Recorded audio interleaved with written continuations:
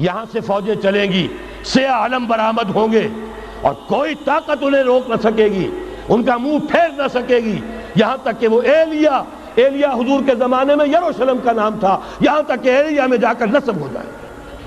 گویا کہ یہ جو ہمارے ہاتھ سے نکلا ہے قبضے سے، پہلے بھی عربوں کے ہاتھوں سے نکلا تھا بیت المقدس، یروشلم، عرب واپس نہیں لے سکے تھے، کرد خون صلاح الدین ایوبی اس نے واپس لیا، عربوں میں دم نہیں رہا تھا، عیاشیوں کی وجہ سے کھوکھلے ہو چکے تھے۔ میں تجھ کو بتاتا ہوں تقدیر امم کیا ہے، شمشیر و سنا اول، طاؤس و رباب آخر۔ یہی وجہ ہے کہ تقریباً 20 صدی کے بعد ان کی حکومت ختم۔ آشمارا حق بود گر خون بارد بر زمین، بر زوال ملک مستعصم امیر المومنی۔ یہ ہوا کہ نہیں ہوا؟ جبکہ آئے ہیں تاتاری ہورڈز، اور جنہوں نے کہ آخری خلیفہ بنو عباس اسے محل میں سے نکالا، ایک کھال کے اندر لپیٹ کر اور اپنے گھوڑوں کے سوؤں تلے کچل دیا۔ عرب معزول کر دیے گئے تھے، لیکن اب دوبارہ عربوں کو جب سہارا ملا ہے، لیکن اب بھی انہوں نے کہیں اسلام قائم نہیں کیا۔ کوئی روس کا غلام رہا، کوئی امریکہ کا غلام رہا، کسی نے اس کا ساتھ دیا، کسی نے اس کا ساتھ دیا۔ تہذیب ہے تو مغربی، تمدن ہے تو مغربی، وضع میں تم ہو نصارہ تو تمدن میں ہنود، یہ مسلمان ہیں جنہیں دیکھ کے شرمائے یہود۔ یہی معاملہ جب ان کا ہوا تو اب اللہ تعالیٰ کی طرف سے ان کے اوپر وہ عذاب کی بھٹی گرم ہونے والی ہے۔ لیکن اس کے بعد پھر یہاں سے جائیں گے وہ جو ان کی مدد کریں گے، اور یہ ایلیا کو واپس لینے والے یہ مشرق سے چلنے والے لشکر ہوں گے۔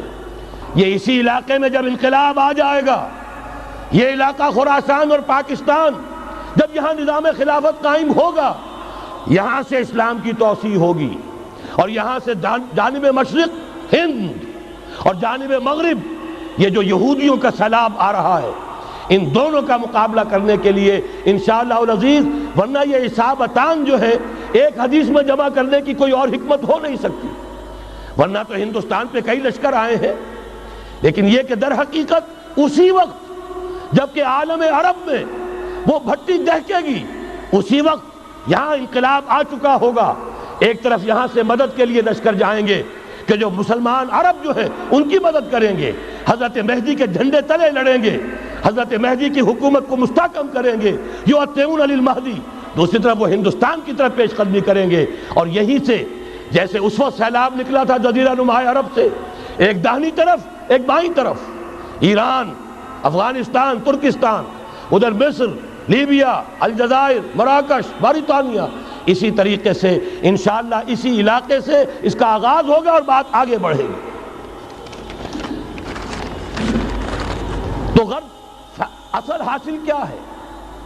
یہ ہونا ہے، پچھلے آثار ثابت کر رہے ہیں کہ ہونا ہے، حضور کی احادیث بتا رہی ہے کہ یہی سے ہونا ہے۔ ہوا صرف یہ ہے ہم بھٹک گئے، ہمیں اپنی منزل یاد نہ رہی۔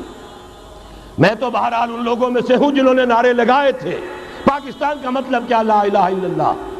میں سن 46 میں یہاں حبیبیہ ہال میں قائد اعظم نے مسلم اسٹوڈنٹ فیڈریشن کے جس اجلاس کو خطاب کیا تھا، ضلع حصار سے جو 2 ڈیلیگیٹ آئے تھے ان میں سے ایک میں تھا۔